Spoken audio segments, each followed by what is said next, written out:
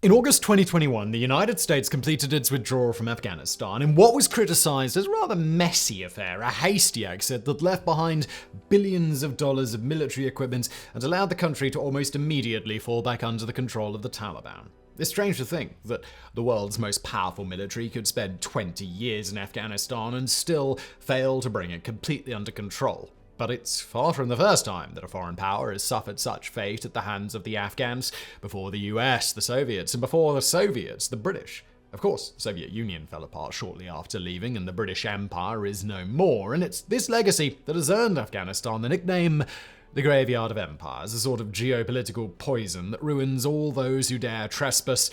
But is this moniker actually accurate, or is it more of an exaggeration? Well, today we're going to explore the recent history of Afghan resistance to foreign rule, what makes the country near impossible to conquer, and whether or not it really is the place where empires go to die.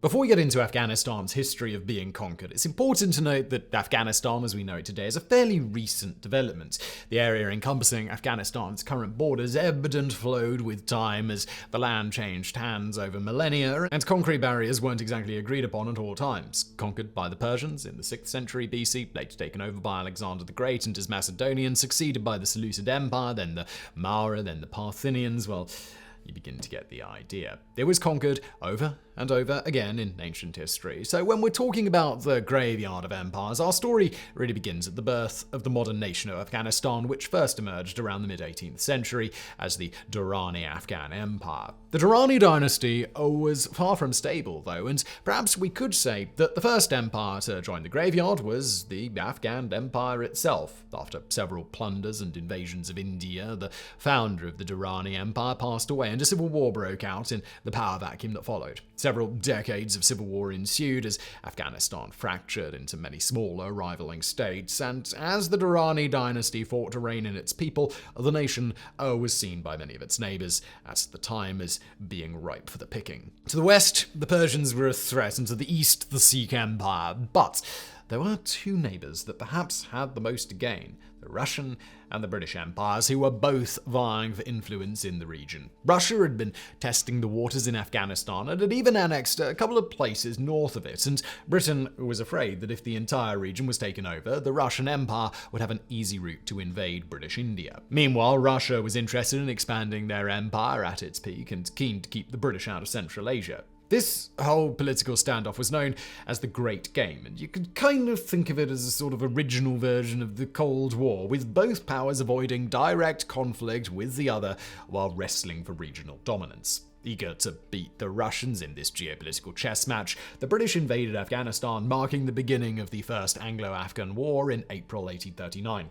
By August of that year, the invaders had already captured Kabul. The previous Durrani ruler was replaced with one that was pro-British, and all seemed well for the British. Now, this probably won't come as a surprise to anybody watching this video, but the people of Afghanistan weren't exactly very happy that a foreign power had just showed up to boss them around and write new laws for them, and so resistance groups immediately started fighting back. The previously exiled leader returned to command his men in battle, and deadly insurrections broke out in every city. The British defeated the Afghans in most of these battles, but in a trend that will become all too familiar in this story, winning every battle does not always lead to winning the war, and just a few years later the British forces gave up on the whole thing and marched back to India. The Second Anglo-Afghan War wouldn't start for another few decades, but make no mistake, it was for all the same reasons as the first one. In the 1870s, the Governor-General of British India was tasked with curbing the once again growing Russian influence in Afghanistan, and he decided the best way to do this would be to have a permanent presence in Kabul. He sent a few soldiers and some diplomats to the Afghan border with a message that they wanted to start a British mission in the country. But they were denied entry, their diplomatic offer being outright denied. This was upsetting, to say the least, but even more so when the British found out that Russian diplomats had been allowed to enter. So, well, of course, another invasion was in store. The The Second Anglo-Afghan War was a bit more successful than the first, taking over the capital, installing a new leader, and establishing a permanent British embassy. After a treaty was signed, Afghanistan was officially a British protectorate state, and aside from British diplomats being murdered and the emir ditching his throne for the better part of a year, things were a bit more stable this time around, and the British and Russians jointly agreed on some new, rather arbitrary boundaries for Afghanistan, specifically the border which would one day be shared with Pakistan. And keep that in mind, it's going to be important a little bit later in today's video. By the time the First World War rolled around, Afghanistan managed to stay neutral in the whole ordeal, despite being approached by the Central Powers with a proposed invasion of India. But following the war, its ruler was assassinated, and the new man seated in the throne quickly declared independence from Britain. And one does not simply declare independence from the British Empire, and Britain responded with another invasion, beginning the Third Anglo-Afghan War. But the exhausted British army had just fought in the Great War, and so not too excited about getting involved in another nasty war, a treaty was signed after just a month, granting Afghanistan its complete independence. British influence hadn't lasted very long, and even at the peak of its control, the empire actually had little governance over much of Afghanistan's territory.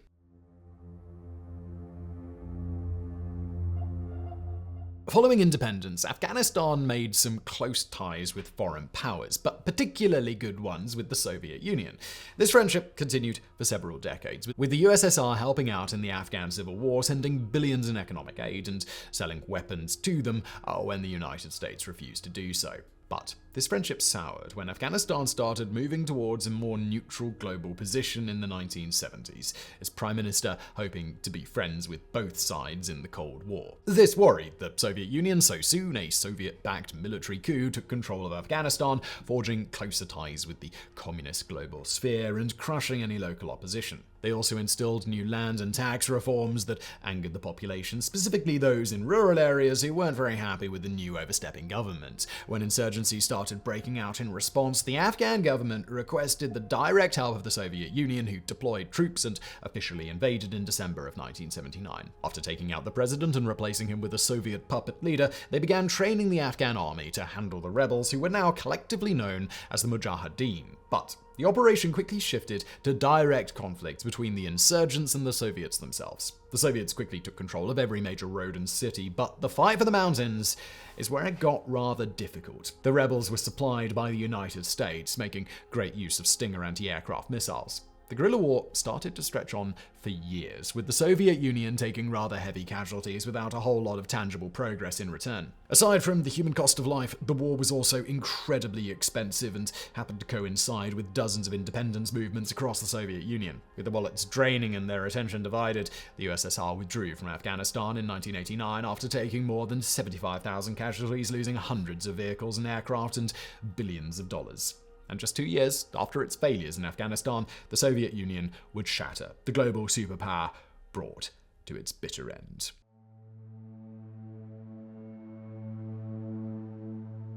After the Soviet Union withdrew, Afghanistan went through a pretty tumultuous period. The 90s saw 3 separate civil wars in the country, during which the Taliban gained and consolidated power. Basically in constant warfare for 2 decades now, Afghanistan's infrastructure was in terrible shape. The population in its capital had shrunk, rebels still fought in the mountains, and foreign powers were propping up whichever faction they supported. But things went past the point of no return after the September the 11th attacks, when the United States vowed to take down the terrorist organization Al-Qaeda. Once it was determined that Osama bin Laden had been the mastermind behind the attacks and that he was hiding out in Afghanistan, the United States demanded that the Taliban extradite him to be tried for his crimes. But the Taliban refused to hand over Al-Qaeda or cooperate in any way, so a US-led coalition with much of NATO was formed and the next Afghan war began. The US invasion was a dominant show of force. Most of the country fell within just a few months, and the plan was to install a democratic Afghan government and leave the country once everything was stable. But as we all know, the dream of a quick war was soon crushed, and the United States ended up largely in the same quicksand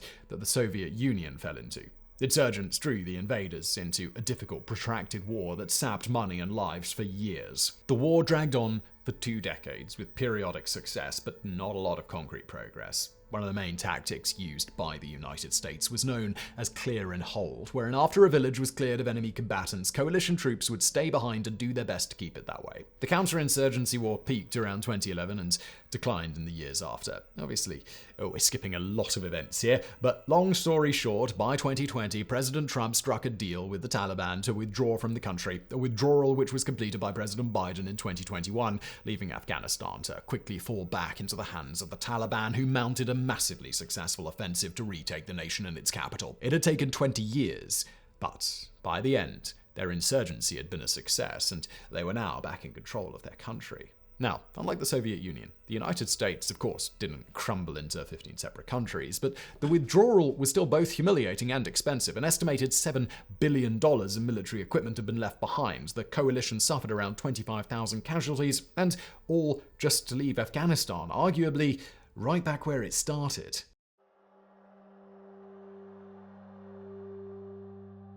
So, what makes Afghanistan so impossible to invade? How did superpowers back to back to back largely fail to accomplish their goals?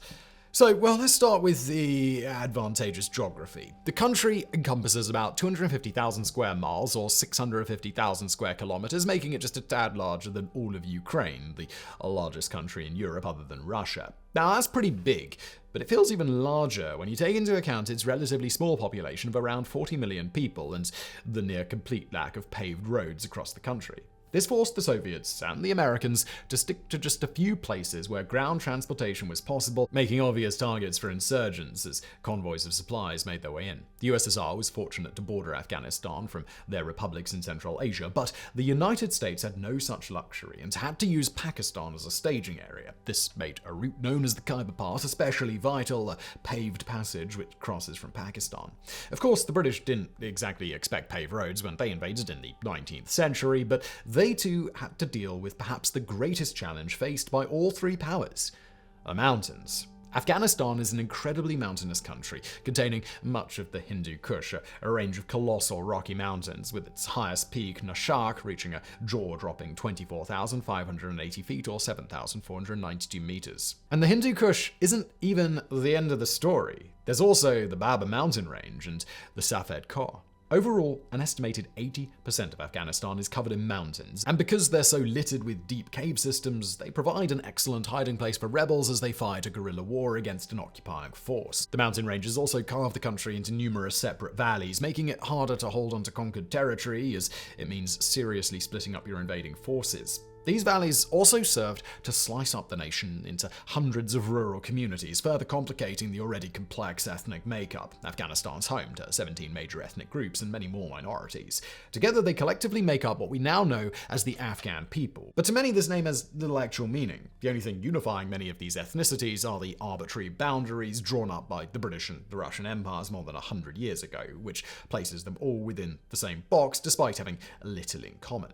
The border that became the dividing line between Afghanistan and Pakistan is one of particular contention, as it split up the Pashtun people between two countries. Because the international border is barely even recognized by many locals, the Pashtun are known to casually ignore it and cut through it at many unofficial crossing points. This border hopping wasn't much of an issue when the secretive crossing was just for trade or family and friends to visit each other, but it became a notable problem when these hidden mountain passes became the perfect way to smuggle weapons and fighters into an active war zone. For the USSR, these passageways were where the Mujahideen could secretly smuggle American arms and cross back and forth into Pakistan for training or medical care. The US sank a lot of money into beefing up these rebels, and it was considered a huge success when they held their ground against the Red Army. But the US ended up facing the same issue. One of the most difficult things about the 21st century invasion of Afghanistan was that the Taliban were hiding away in Pakistan and sneaking back across the border to fight. The most famous case of this is, of course, Osama bin Laden himself, who evaded capture for a whole decade by hiding next door, just down the street from a Pakistani military academy. It would later turn out that Pakistani intelligence was secretly going behind America's back and assisting the Taliban, which is probably why it took so long for them to find bin Laden, and also probably why Pakistan wasn't informed ahead of time when Navy SEALs raided his compound and took him out. This issue of ethnic division doesn't only harm foreign invaders, though. During the 20th century, there were 4 separate Afghan civil wars and several attempted coups as various factions and ideologies have all tried and failed to come to any compromises, and this, combined with decades of war against foreign powers, means that by the time the United States withdrew in 2021, Afghanistan had been in near constant conflict for more than 40 years. And it's possible that yet another conflict will erupt soon, this time between the Taliban and the Northern Alliance. The Northern Alliance was a united group that fought against the Taliban in the 90s and held a lot of territory in the north of the country. They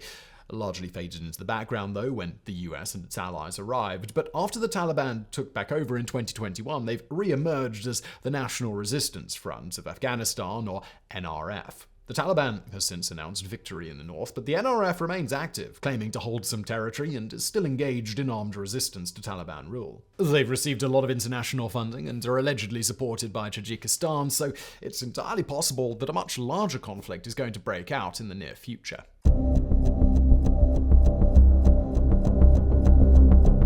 So, is Afghanistan really the graveyard of empires? And the answer really depends on your understanding of that title. Some interpret this as literally destroying the nations that invaded. After all, the British Empire later dissolved and the Soviet Union collapsed shortly after its withdrawal. But the United States suffered no such fate, and it's a gross oversimplification of history to attribute the other two events solely to Afghanistan. First of all, the British Empire only really failed on its first attempt, with the second going much more smoothly. And later, the empire slowly lost its global territory over the course of the 20th century, and there's nothing to suggest that Afghanistan had anything really to do with this. And while the Soviet-Afghan War definitely helped push the USSR over the edge, the writing for its collapse was already on the wall through serious economic issues and growing nationalist movements. If anything, the war in Afghanistan was just the straw that broke the communist camel's back. It would be more accurate to interpret the graveyard as filled with the casualties of various empires as they collectively suffered hundreds of thousands of casualties in their various endeavors,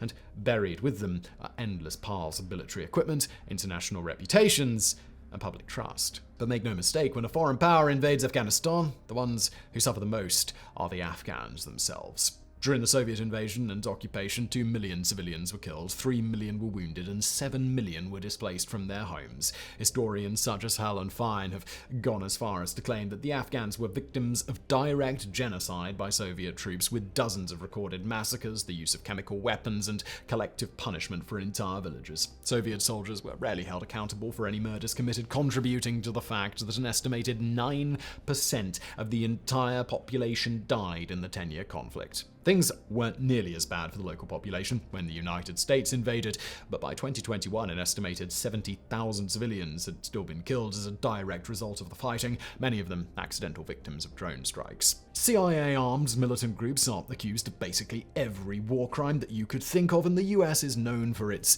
enhanced interrogation techniques for captured suspected terrorists like waterboarding, sleep deprivation, and starvation. Even with the war now over, the ghost of previous wars still haunts the country. Millions suffer from food insecurity and hunger. Healthcare access is at rock bottom. Women's rights have been all but deleted, and education has been shoved to the bottom of national priorities.